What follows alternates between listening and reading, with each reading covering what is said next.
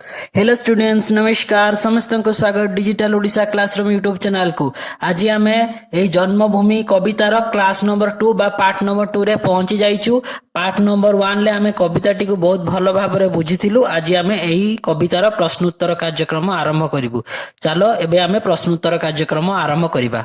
वर्तमान आम प्रश्न पाखरे पहुंची जाइछु। समस्त को पुणी थरे मु कहि रखुची, जो माने डायरेक्ट क्लास नंबर 2 को आछो से माने प्रथमे क्लास नंबर 1 को देखो, देले प्रश्न उत्तर करिवारे तुमको इंटरेस्ट आसीबो, नहले इंटरेस्ट लागी न पारे। तेणु प्रथमे जो माने डायरेक्ट क्लास नंबर 2 को आछो प्रथमे क्लास नंबर 1 देखो। आमे प्रश्न वर्तमान आलोचना करबा। प्रथमे कोन देइची, ठीक उत्तर पाखरे एमती स्टार चिन्ह आमे दबा। कोन देइची, मुंडो शब्द पई कवितारे केउ शब्द व्यवहार करा जायछि। केउ शब्द, चरण, कूल, मस्तक, कंठ। कोन मस्तक माने कोन कहैतला, मुंड। एडी स्टार चिन्ह हमें देई दबा, बुझिएला। तापर 2 नंबर प्रश्न कोन देइछि, जन्मभूमि कवितारे मुख्यतः कोन हिमालय कथा वर्णना करा जायछि ना वीर रमणीक कथा कुआ जायछि ना भारत मातार जसगान करा जायछि ना महासागर विषय धारणा दिया जायछि।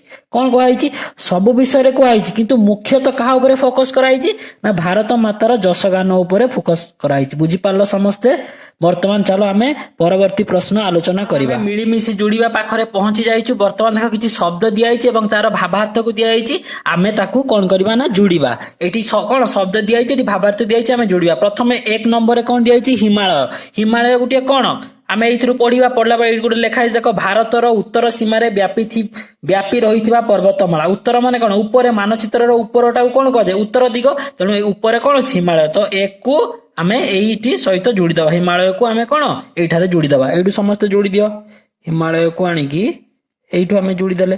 तापरे कोन अछि, ब्रह्मपुत्र। ब्रह्मपुत्र कथा कोंटी कोहा हितला। ब्रह्मपुत्र कोन मुख्यतः अरुणाचल प्रदेश और आसाम देई बही जाउतबा नदी, जहा की शेष रे बंगोपसागर मिसी। समस्त जानि पारलो। तो एइठु 2 नंबर को आनी की 8 नंबर रे जोड़ी दबो। समस्त बुझी पारलो। तापरे कोन कोन दिया आइछि, द्रोण।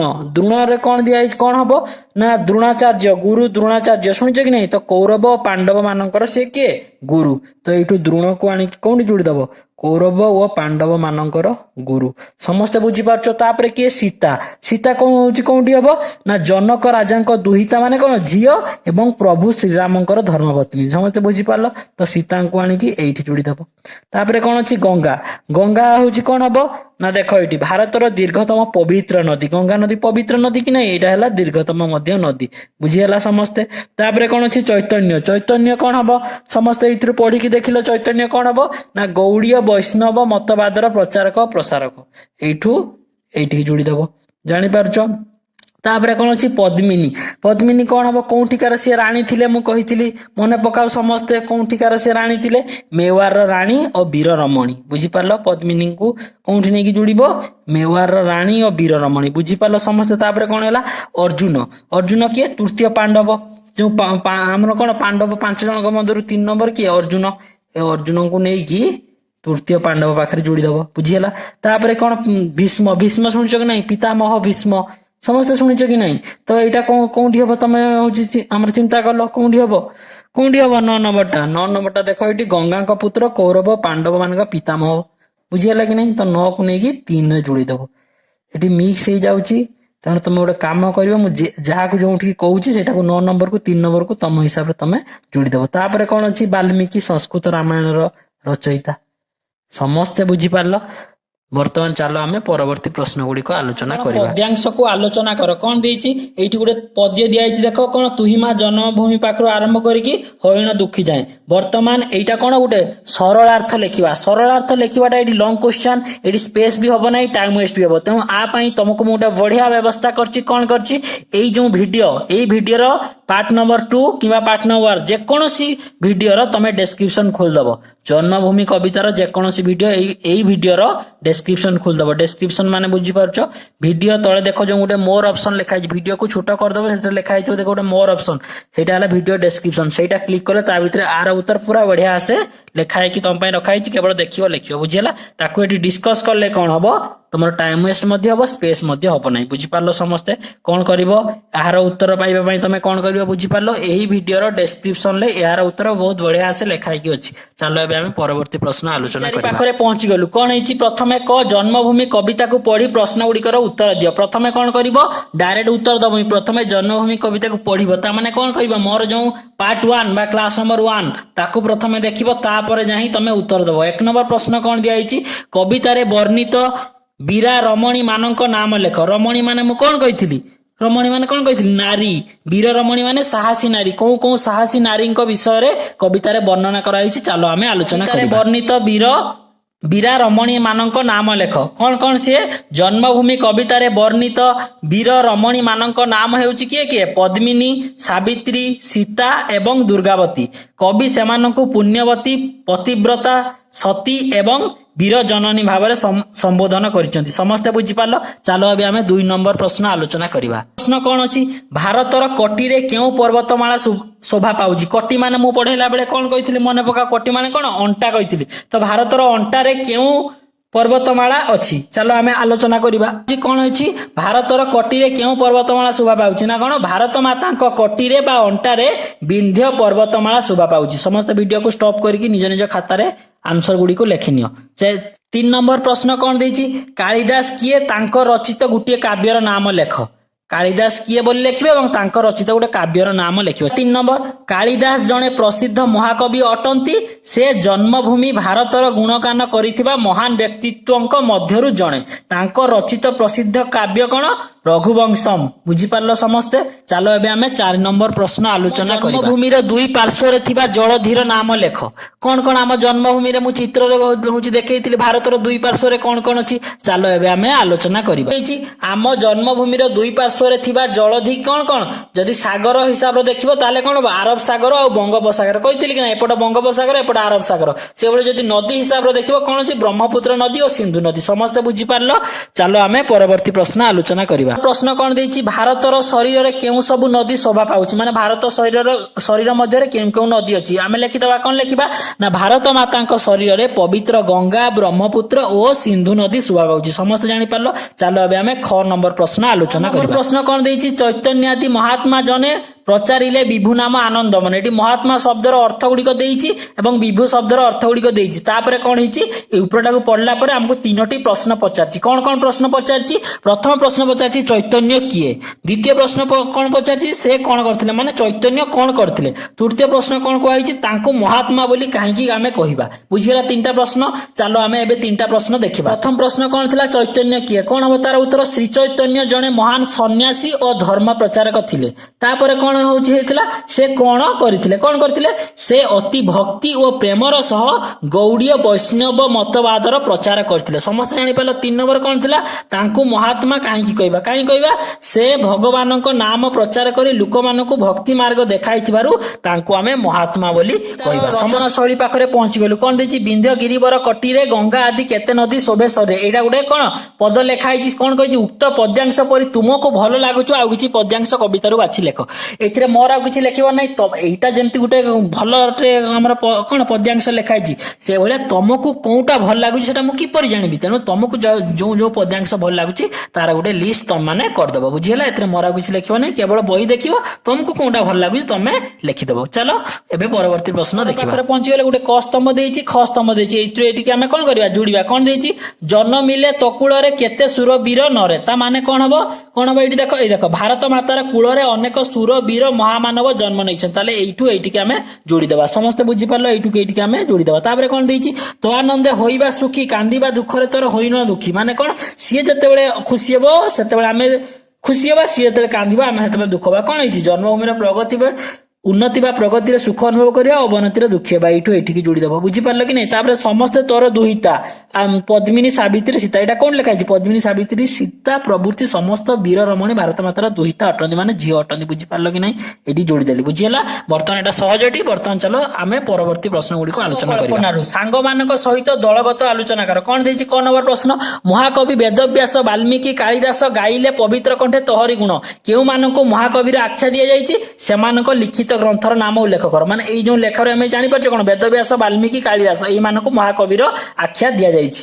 ଏବଂ କଣ ଦେଇଛି ସେମାନଙ୍କ ଲିଖିତ ଗ୍ରନ୍ଥ ସେମାନେ କଣ କଣ ସବୁ ବହି ବା ପାଠ ଗୁଡିକ ଲେଖିଛନ୍ତି ଆଲୋଚନା କରିବା। ଚାଲ ହେଲା ତାହେଲେ କେଉଁମାନଙ୍କୁ ମହାକବି ଆଖ୍ୟା ଦିଆଯାଇଛି କଣ ବେଦବ୍ୟାସ ବାଲ୍ମୀକି ଏବଂ କାଳିଦାସଙ୍କୁ ମହାକବି ଆଖ୍ୟା ଦିଆଯାଇଛି। ତାପରେ କଣ ସେମାନଙ୍କ ଲିଖିତ ଗ୍ରନ୍ଥର ନାମ ଉଲ୍ଲେଖ କର। କଣ ସେମାନେ ବେଦବ୍ୟାସ କଣ ଲେଖିଛନ୍ତି ମହାଭାରତ, ବାଲ୍ମୀକି କଣ ଲେଖିଛନ୍ତି ରାମାୟଣ, ସେହିପରି କାଳିଦାସ କଣ ଲେଖିଛନ୍ତି ରଘୁବଂଶମ ଓ ଅଭିଜ୍ଞାନ ଶକୁନ୍ତଳମ ଆହୁରି ବହୁତ ଲେଖିଛନ୍ତି। ଆମେ ଏଇ ଯୋଉଗୁଡାକ ତାଙ୍କର ପ୍ରସିଦ୍ଧ ହୋଇଛି ସେଇଗୁଡାକୁ ଆମେ ଲେଖିଦେଇଛୁ। ଚାଲ କଣ ଦେଇଛି କେତେ କେତେ ପୁଣ୍ୟବତୀ କେତେ ପତିବ୍ରତା ସତୀ କେତେ ବୀର ନାରୀ କେତେ ବୀର ଜନନୀ। ଏହି କବିତାଂଶରେ ବୀର ନାରୀ ବୋଲି କାହାକୁ କୁହାଯାଇଛି ଓ କାହିଁକି କୁହାଯାଇଛି, କେଉଁମାନଙ୍କୁ ବୀର ନାରୀ ବୋଲି କୁହାଯାଇଛି ଏବଂ କାହାକୁ କୁହାଯାଇଛି। ଚାଲ କଣ ଦେଲା ଏହି କବିତାରେ ପଦ୍ମିନୀ ସାବିତ୍ରୀ ସୀତା ଓ ଦୁର୍ଗାବତୀଙ୍କୁ ବୀର ନାରୀ ବୋଲି କୁହାଯାଇଛି। ସେମାନେ ନିଜର ସାହସ ସତୀତ୍ୱ ଓ ପୁଣ୍ୟ ବଳରେ ଭାରତ ମାତାର ଗୌରବ ବୃଦ୍ଧି କରିଥିବାରୁ କବି ସେମାନଙ୍କୁ ଏହି ଆଖ୍ୟା ଦେଇଛନ୍ତି। ବୁଝିଗଲା କଣ କେଉଁମାନଙ୍କୁ ବୀର ନାରୀ କୁହାଯାଇଛି ବୁଝିପାରିଲ ପଦ୍ମିନୀ ସାବିତ୍ରୀ ସୀତା ଓ ଦୁର୍ଗାବତୀଙ୍କୁ କାହିଁକି କୁହାଯାଇଛି ବୁଝିଗଲ କାହିଁକି ନା ସେମାନେ ନିଜର ସାହସ ସତୀତ୍ୱ ଓ ପୁଣ୍ୟ ବଳରେ ଭାରତ ମାତାର ଗୌରବ ବୃଦ୍ଧି କରିଥିଲେ ତେଣୁ ସେମାନଙ୍କୁ ବୀର ନାରୀର ଆଖ୍ୟା ଦିଆଯାଇଛି। ଚରଣର ପଦ ପାଦ ପୟର ମାନେ କଣ ଏଇଟା ଗୋଟେ ପ୍ରତିଶବ୍ଦ ମାନେ ଚରଣର ଅନ୍ୟ ନାମ ସବୁ ପଦ ପାଦ ପୟର ଏଗୁଡା କଣ କୁହାଯାଏ ପ୍ରତିଶବ୍ଦ ମାନେ ସମାନ ଅର୍ଥ।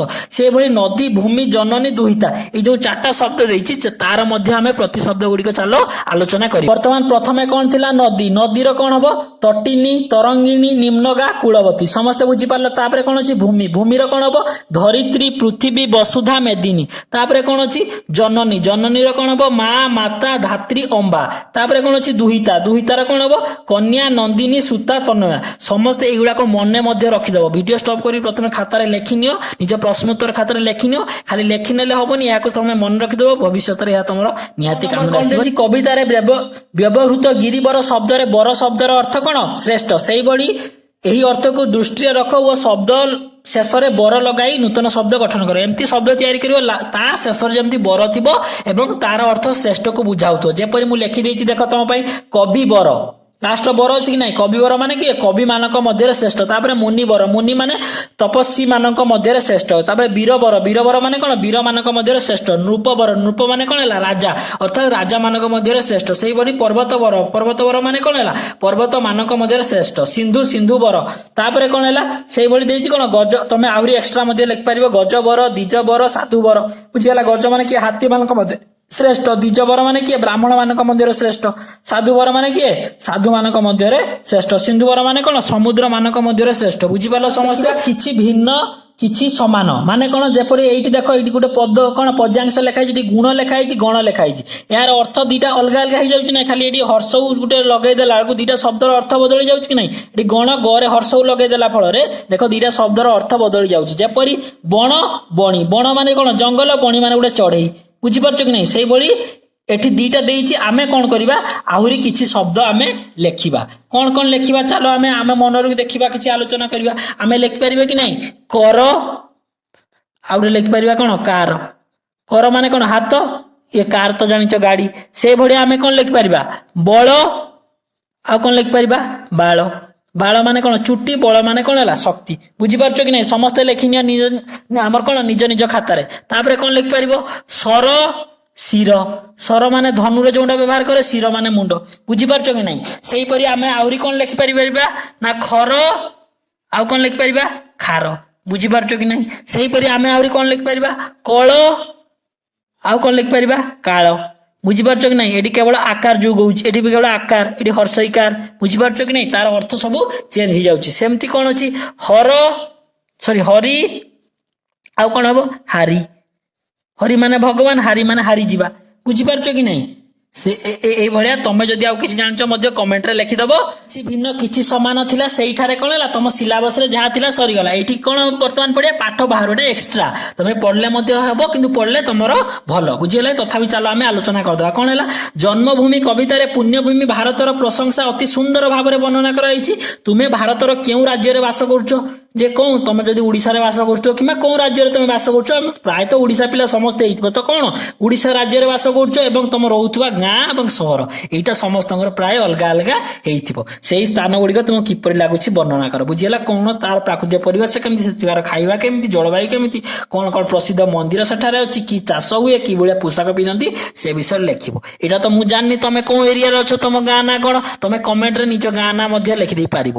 ଦେଲେ ମୁଁ ଜାଣିପାରିବି ଗାଁ ନା ଏବଂ ନିଜ ଜିଲ୍ଲା ନା, ଦେଲେ ମୁଁ ଜାଣିବି ମୋ ଭିଡିଓ କୋଉ କୋଉ ଜିଲ୍ଲାର ପିଲାମାନେ ଦେଖୁଛ। ବୁଝିପାରିଲ? ତ ଏଇଟା ମୁଁ ଜାଣିନି ତମର କୋଉ ଗାଁ, ମୁଁ କିପରି ଜାଣିବି? ତେଣୁ ଏଇଟା ତମେ ନିଜେ ଲେଖିବ। ସବୁ ପ୍ରଶ୍ନ ମୁଁ କରିବି ନାହିଁ, ଏଗୁଡାକ ତମେ ନିଜେ ଗଲେ ତମର ମଧ୍ୟ ମାନସିକ ବିକାଶ ବହୁତ ଭଲ ଭାବରେ ହୋଇଥିବ। କଣ ନିଜ ପରିବାରର କୌଣସି ସଦସ୍ୟଙ୍କ କେଉଁ ସବୁ କଥା ତୁମକୁ ଭଲ ଲାଗେ, ଏ କଥା ମଧ୍ୟ ମୁଁ ଜାଣିପାରିବି ନାହିଁ। ତମ କଣ ପରିବାରରେ କଣ କଣ ତମକୁ ଭଲ ଲାଗନ୍ତି ମୁଁ ତ ଜାଣି ନାହିଁ, ତେଣୁ ଏଟା ମଧ୍ୟ ତମେ ନିଜେ ଲେଖିବ।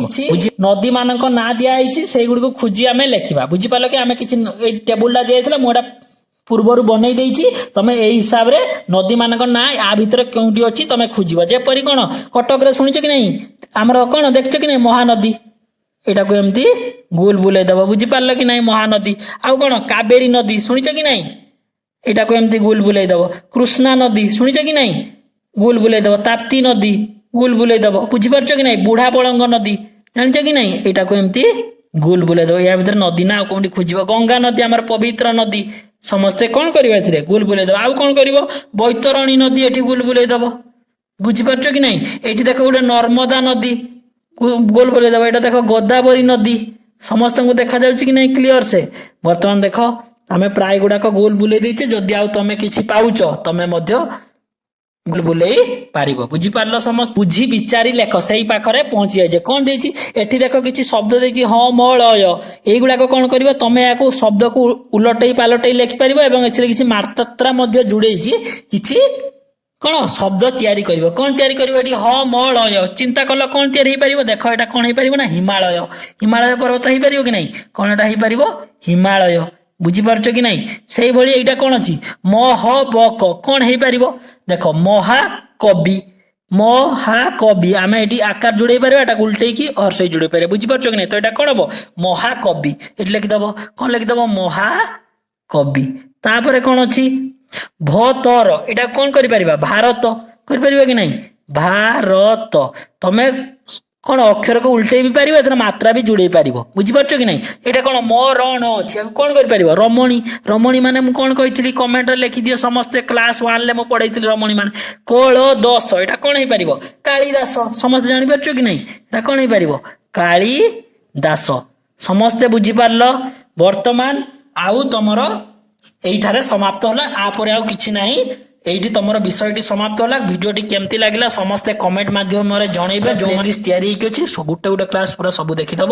ଏବଂ ଆଉ ଥରେ ମୁଁ କହିଦଉଛି, ସରଳାର୍ଥର ଉତ୍ତର ଏହି ଭିଡିଓର ଡେସ୍କ୍ରିପସନରେ ବଢିଆ ଭାବରେ ଲେଖା ହେଇକି ଅଛି, ତମେ କେବଳ ଡାଇରେକ୍ଟ ଦେଖିବ ଲେଖିବ। ଭିଡିଓଟି ଯଦି ଭଲ ଲାଗିଥିବ ସମସ୍ତେ ଲାଇକ୍ କରିବ ଏବଂ କଣ କରିବ, କେତେବେଳେ କୋଉ କ୍ଲାସ ଅପଲୋଡ ହଉଛି ତାର ଯଦି ନୋଟିଫିକେସନ ପାଇବାକୁ ଚାହୁଁଛ ଚ୍ୟାନେଲକୁ ସବସ୍କ୍ରାଇବ କରିକି ରଖିଦବ। ଏବଂ ଆଉ ଗୋଟେ କଣ ତମ ପାଇଁ ପ୍ରଶ୍ନ ରହିଲା, କାଲିର ହୋମୱାର୍କ ଯୋଉ ଦେଇଥିଲି କଣ ବାକ୍ୟ ଗଠନ, ତମେ ସମସ୍ତେ ପ୍ରାୟ ଦେଇନ, ସମସ୍ତେ ଲେଖି ଜଲ୍ଦି ଜଲ୍ଦି ଲେଖିଦିଅ। ଏବଂ ଆଜିର କ୍ଲାସର ହୋମୱାର୍କ କଣ ରହିଲା, ଏବଂ ନାଇଁ ପ୍ରଥମ ପ୍ରଶ୍ନ ହେଲା ଆମ ଦେଶର ରାଜଧାନୀର ନାମ କଣ, ଦ୍ୱିତୀୟ ପ୍ରଶ୍ନ ହେଲା ଆମ ରାଜ୍ୟର ରାଜଧାନୀର ନାଁ କଣ। ବୁଝିପାରିଲ ସମସ୍ତେ? ଏବଂ ତମ ଫିଡବ୍ୟାକ ଦବ। ବହୁତ ବହୁତ ଧନ୍ୟବାଦ।